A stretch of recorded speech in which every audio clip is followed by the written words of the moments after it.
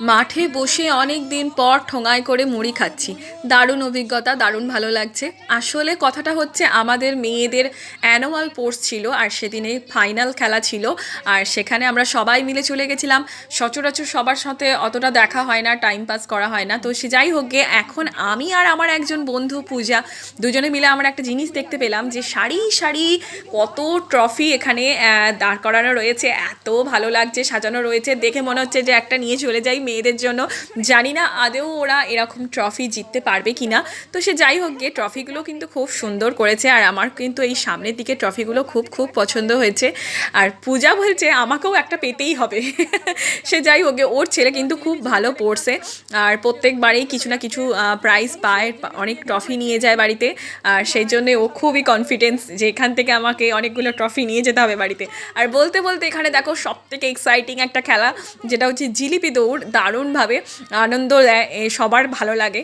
তো সেই খেলাটা শুরু হয়ে গেছে, কারো জিলিপি পড়ে যাচ্ছে, কেউ নিয়ে হাঁয়ে ঢোকাতেই পারছে না, মানে এতটাই আনন্দ হচ্ছে। আর বলতে বলতে বলছিলাম, আমাদের অনেক দিন পর মাঠে বসে সকল মানে স্টুডেন্টদের মায়েরা একসাথে বসে আমরা মানে ওই ঝালমুড়ি টাইপের চপ মুড়ি মেখে কাঁচা লঙ্কা দিয়ে খেতে আরম্ভ করলাম। আর দারুণ লাগছিল খেতে। আর খেতে খেতে ওদের স্কুলেও টিফিনও দিয়ে দিয়েছিল। আর এই দেখো আমার একজন বান্ধবী নিয়ে এসেছিলো সুজির হালুয়া। এক টিফিন কাঠি ভর্তি ছিল, এখন পুরোটাই প্রায় ফাঁকা বললেই চলে। আর এখানে দেখো আমাদের স্কুল থেকে যে টিফিনটা দিয়েছিল, সেই টিফিনটায় অনেক কিছু ছিল কিন্তু। আর দেখো এইসব বাচ্চারা ওরা গপ গপ করে খেতে ব্যস্ত, আমারই জিভে জল এসে যাচ্ছে। তো আর ওদের কি বলবো বলো তো। মিঠাইও এখানে প্রচুর এক্সাইটেড খাবার জন্য দিয়েছে, কচুরি, কষা কষা আলুর দম, আর একটা করে বড় বড় সাইজের, এটা মনে হয় ক্ষীর কদম বলে, ক্ষীর কদম। তো সে যাই হোক গে, মিঠাই শুধু করছে আমাকে তাড়াতাড়ি দাও তাড়াতাড়ি দাও। এতটাই টেস্টি ছিল খাবার দাবার। আর এরপরেই যেমন যেমন খুশি সাজো, এই খেলাটা তো খুবই ইন্টারেস্টিং, কারণ সবার এই খেলাটার দিকে ফোকাস থাকে যে কে কী সাজবে। খুব আনন্দ হয়, আমাদের প্রত্যেকটা বাচ্চারাই অনেকেই পার্টিসিপেট করেছে। দেখো এখানে অনেকে অনেক রকম অনেক কিছু সেজেছে।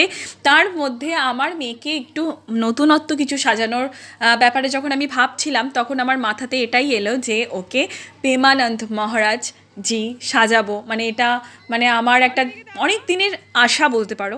তো ফাইনালি সেই জিনিসটা আমি সাজাতে পেরেছিলাম, কোনো রকমের চেষ্টা করেছিলাম।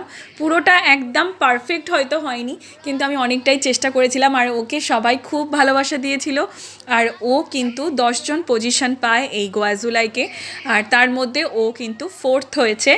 আর আমি খুবই খুশি যে আমার মেয়ে 4th হয়েছে। আর দেখো সবাই মাঠের মধ্যে ওকে বলছে হরে হরে রাধে কৃষ্ণ প্রেমানন্দ মহারাজজি। আর ও কিন্তু সকলকে আশীর্বাদ করতে একদম এগিয়েই রয়েছে। সে যাই হোক গে, যে মেয়ে একটা মানে ওদের স্কুলে অ্যানুয়াল স্পোর্টসে যে ও একটা প্রাইজ পাচ্ছে, এটা ভেবেই আমি আর আমার হাজব্যান্ড খুবই খুশি। ওর বাবা এতক্ষণ ছিল না, এই একটু আগেই চলে এসেছে। আর এখানে দেখো বসে আছে, ফাইনালি ওদেরকে ডাকা হয়েছে। আর আমার মেয়ে কিন্তু চলে গেছে, দেখতে পাচ্ছ। এবার ওদের ম্যামেরা কিন্তু ওদেরকে প্রাইজ বিতরণী করছে। দেখো ওকে প্রণাম করতে দিচ্ছে না ম্যাম কিছুতেই, কারণ ও প্রেমানন্দ মহারাজজি সেজেছে বলে ওকে কিছুতেই মানে প্রণাম করতে দিতে চাইছেন না। আর পিছনে যিনি দাঁড়িয়ে আছেন উনি কিন্তু মানে মিঠাইদের স্কুলে হেড ম্যাম। আর দেখো সকলকে নিয়ে এখন দাঁড় করিয়ে ম্যামেরা সবার ছবি তুলে রাখছে। এখানেই শেষ করছি ব্লগটা। ভালো থেকো, সুস্থ থেকো, দেখা হবে আবার একটা নেক্সট ভিডিওতে। টাটা।